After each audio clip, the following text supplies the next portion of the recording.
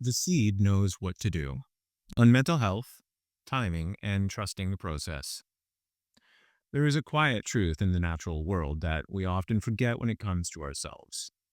A seed does not need permission to grow, it just needs the right conditions.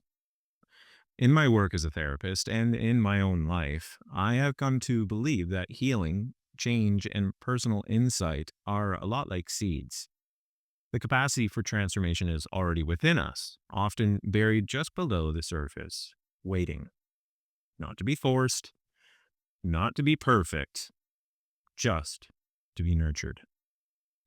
But here is the hard part. You do not get to control how quickly a seed becomes a tree, or even whether it sprouts tomorrow or next season. And when it comes to our own mental health, that uncertainty can feel excruciating.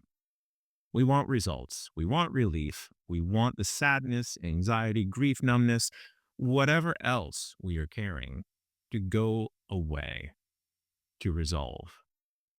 But healing is not linear. It is not an on demand process. It unfolds in the dark, in the in between spaces, often long before we even realize it's happening. When things don't bloom right away, sometimes we do everything right. We go to therapy, we read books, we set the boundaries, and still, we don't feel better yet. That does not mean the work is not working. It means the seed is still germinating. You may not see progress, but something deep inside is rearranging. New roots are forming, new stories are loosening. And even in the stillness, the process is alive. On trust and timing.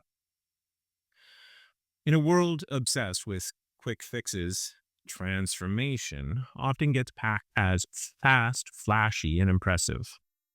But mental health does not work that way. Real growth is subtle, gentle, sometimes invisible at first. It asks for patience, not performance. And most of all, it asks for trust. Trust that your pain does not mean you're broken. Trust that your pace is not a problem. Trust that your body and your mind are moving at exactly the speed they need to. You would not yell at a seed for not blooming on day 3. So, what would it mean to offer yourself the same grace? A reflection for wherever you are. Ask yourself, what seed have I planted that I have not given myself time to grow?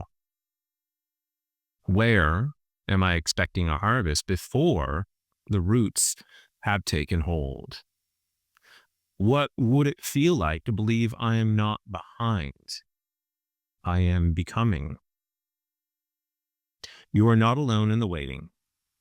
Whether you are deep in the healing, just beginning, or simply surviving, your process is valid.